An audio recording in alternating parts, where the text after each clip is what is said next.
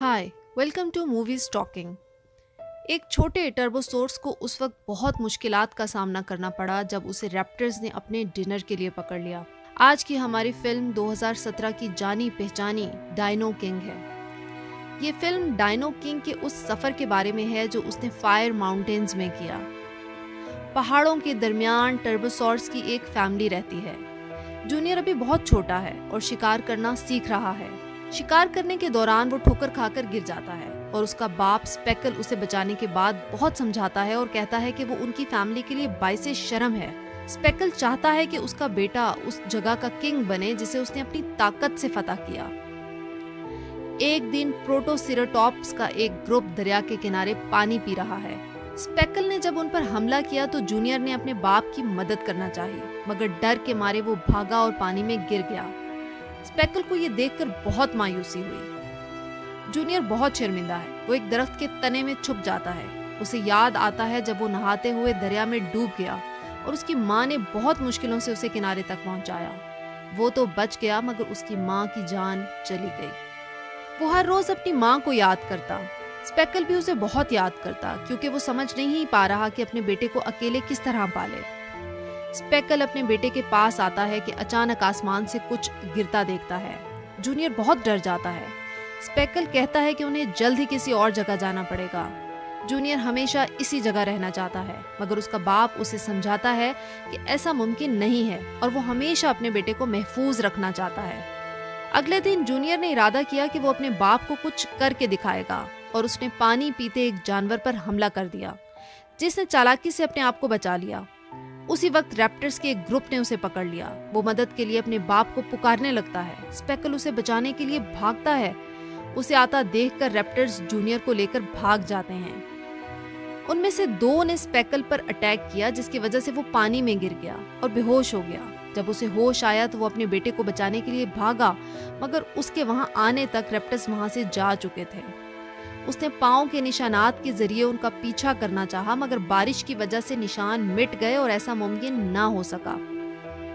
उधर जब जूनियर की आंख खुली तो उसने अपने आप को एक अजनबी जगह पर पाया, जहां हर तरफ रॉक्स हैं और बहुत से जानवरों के और बच्चे भी वहां मौजूद हैं। वो बहुत डरा हुआ है। एक जानवर उसे मजीद डराने और धमकाने आया, जब ब्लू ने आकर उसे धक्का दिया और जूनियर को बचा लिया। ब्लेड ने उन्हें लड़ाई करने से मना किया। उसी वक्त रैप्टर्स आते हैं। ब्लू ने जूनियर को छुपा लिया। सब एनिमल्स छुपने के लिए भागते हैं, लेकिन सिर्फ ब्लेड और स्लैश छुपने में कामयाब हुए। रैप्टर्स ने कुछ एनिमल्स को डिनर के लिए चूज किया और साथ ले गए। ब्लू ने जूनियर को बताया कि जो जानवर उनके साथ गए हैं वो कभी वापस नहीं आएंगे। उधर स्पेकल अपने बेटे की तलाश में भूखा प्यासा सहरा में बेहोश हो गया। उसी वक्त साय आया। वो बहुत अच्छी तरह देख तो नहीं सकता, मगर उसकी सेंस ऑफ स्मेल बहुत तेज होने की वजह से उसने स्पेकल पर अटैक करना चाहा, मगर ठोकर खाकर गिर पड़ा। वो हैरान हुआ जब स्पेकल ने उसकी मदद की। ये जानकर कि वो साय का दुश्मन नहीं है, साय ने उसे बताया कि रैप्टर्स उसकी बेस्ट फ्रेंड डेजी को अपने साथ ले गए हैं, जो बचपन से उसके साथ थी। साय को पता चल चुका है कि स्पेकल की स्मेल उन्हीं डायनासोर्स जैसी है, मगर वो उस ग्रुप का हिस्सा नहीं है जो उसके दोस्त को साथ ले गए। और स्पेकल भी ये जान चुका है कि ये उसी ग्रुप का काम है जो उसके बेटे को साथ ले गए हैं। उन्होंने मिलकर उन्हें ढूंढने का फैसला किया। उधर जूनियर छुपने के लिए केव में जाना चाहता है, मगर कोई भी उसे अपनी केव में नहीं आने देता। उसने एक गार देखी जो बहुत गंदी है। यहाँ सिर्फ डस्टी रहती है और इस गंदी जगह पर रहने की वजह से ही वो आज तक रैप्टर्स का शिकार नहीं हुई, क्योंकि रैप्टर्स इस जगह नहीं आते। ब्लू के पूछने पर जूनियर ने बताया कि वो यहाँ छुपना चाहता है जब तक उसका बाप उसे ढूंढने नहीं आ जाता। उधर स्पेकल और साय चलते हुए एक पहाड़ के दरमियान से गुजरते हैं तो एक बड़ा बिच्छू उन्हें डंक मारता है। लकीली स्पेकल बच जाता है। वो उस पहाड़ को क्रॉस करने ही वाला होता है जब उसे साय की आवाज आती है। वो उसे बचाने के लिए दौड़ता है। बिच्छुओं से लड़ाई में उसकी टांग जख्मी हो जाती है, लेकिन वो हार नहीं मानता और आखिरकार वो दोनों उस माउंटेन को क्रॉस कर लेते हैं। स्पेकल बमुश्किल चल पा रहा है क्योंकि जहर तेजी से उसकी बॉडी में फैल रहा है। साय ने उसे रेस्ट करने का मशवरा दिया, मगर वो इनकार कर देता है। उसे जल्दी अपने बेटे के पास पहुंचना है और उसे बचाना है। लेकिन कुछ ही दूर जाने के बाद वो बेहोश होकर गिर जाता है। उसके गिरने की वजह से रेत बिखरती है और वो एक गड्ढे में जा गिरते हैं। स्पेकल को होश आता है तो उसे एक मॉन्स्टर की स्मेल आती है। वो उसी की तरफ आ रहा है। स्पेकल अपने आप को बचाने के लिए खड़ा हो गया, लेकिन जल्द ही उसे मालूम हो गया कि ये फैंग है और वो अपनी बेटी की तलाश में है, जिसे 2 हफ्ते पहले रैप्टर्स उठा कर ले गए हैं। फैंग ने कुछ हर्ब्स को इस्तेमाल करके स्पेकल के जहर के असर को खत्म कर दिया और उसकी जान बचा ली। फैंग ने भूख की वजह से साय को खाना चाहा, मगर स्पेकल ने बताया कि वो दोनों दोस्त हैं और वो ऐसा नहीं कर सकती। दूसरी जानिब रैप्टर्स प्रिजन में सबको फूड दे रहे हैं, क्योंकि वो चाहते हैं कि जब उन जानवरों की बारी आए तो सब हेल्दी हों। डस्टी जोन में सबसे ज्यादा खौफजदा है। उसका खाना एक और जानवर सांघा ले उड़ा, जो हर रोज खाने की तलाश में वहां आता है। वो मायूस होकर अपने केव में वापस आ जाती है जब जूनियर अपना खाना उसके सामने पेश करता है और वो दोनों मिलकर खाने लगते हैं। बाद में ब्लू भी उन्हें ज्वाइन करता है। अगले दिन ब्लू उन्हें अपने दुश्मनों पर अटैक करने के लिए अपनी दुम से स्टोन्स को फेंकना सिखा रहा है। डस्टी ने ठीक से किया, मगर जूनियर इस कोशिश में अपनी दुम को पत्थर पर मार लेता है और जख्मी हो जाता है। अचानक एक रैप्टर आता है और डस्टी को साथ चलने का हुक्म देता है।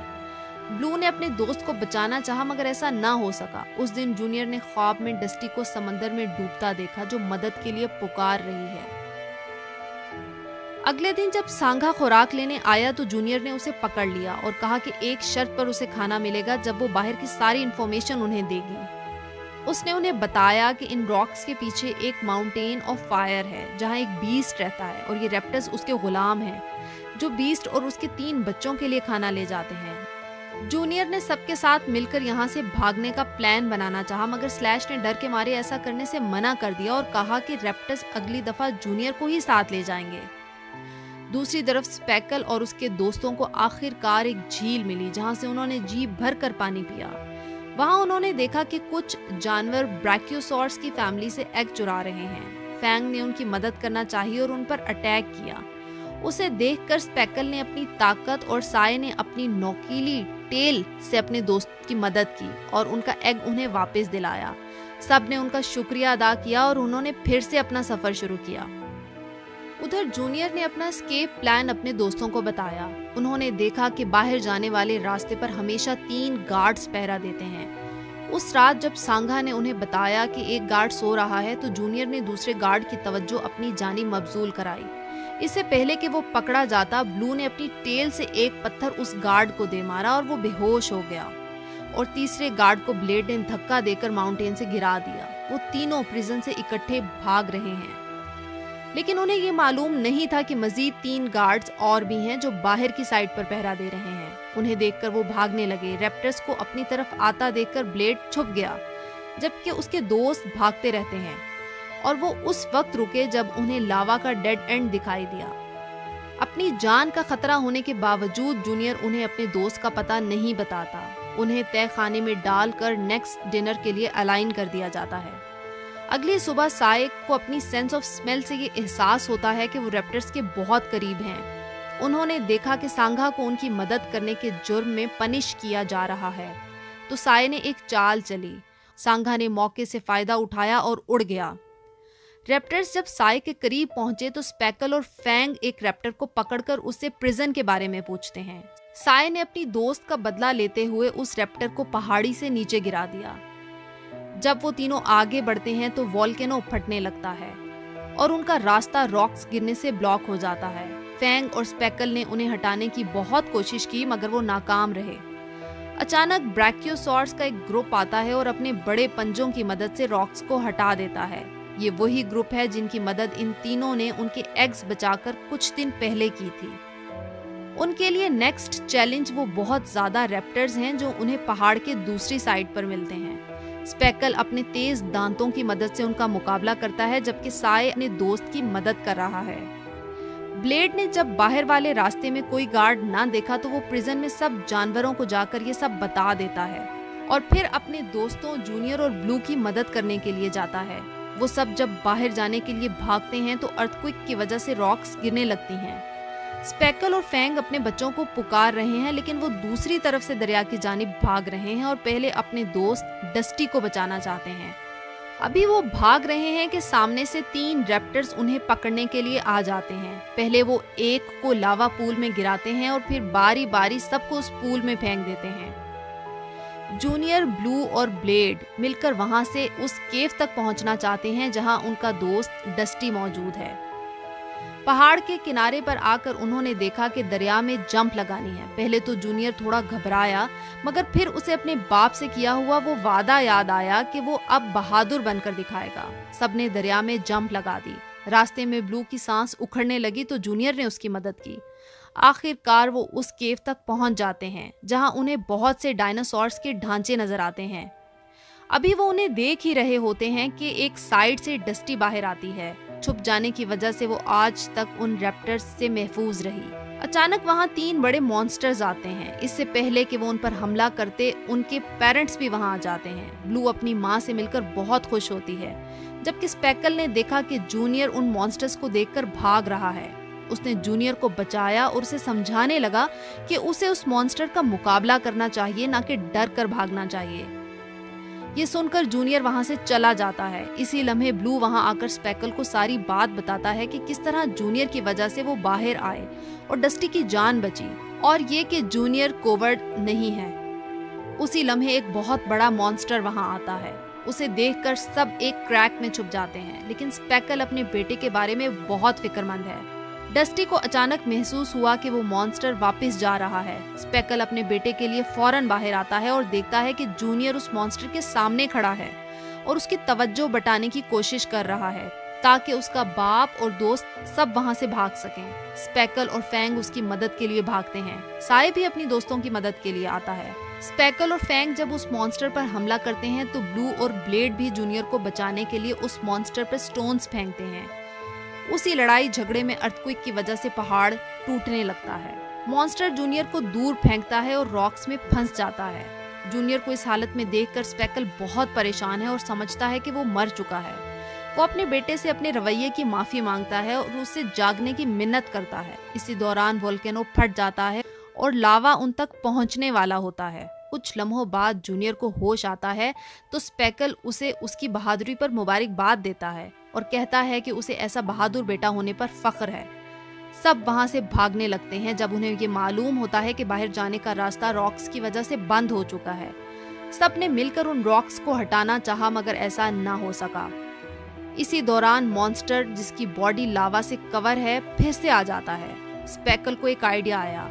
उसने सबको वहां से दूर जाने को कहा और खुद उसके सामने खड़ा हो गया। जब मॉन्स्टर ने स्पेकल पर अटैक करने के लिए जंप लगाई तो वो फौरन पीछे हट गया और मॉन्स्टर के रॉक्स पर लगने की वजह से रास्ता खुल गया। वो सब वहां से बाहर आ गए और उन्होंने सुख का सांस लिया कि वो सब जिंदा हैं। साय ने अपने दोस्तों को गुड बाय कहा और अपनी फैमिली में वापस जाना चाहा। स्पेकल ने भी उसकी मदद के लिए उसका शुक्रिया अदा किया और कहा कि उसके बगैर वो अपने बेटे तक नहीं पहुंच सकता था। फाइनली वो सब आज़ाद हैं। मूवी के बारे में अपनी राय का इजहार कमेंट्स में करें। Please like, subscribe and share for more recaps. Thanks for watching.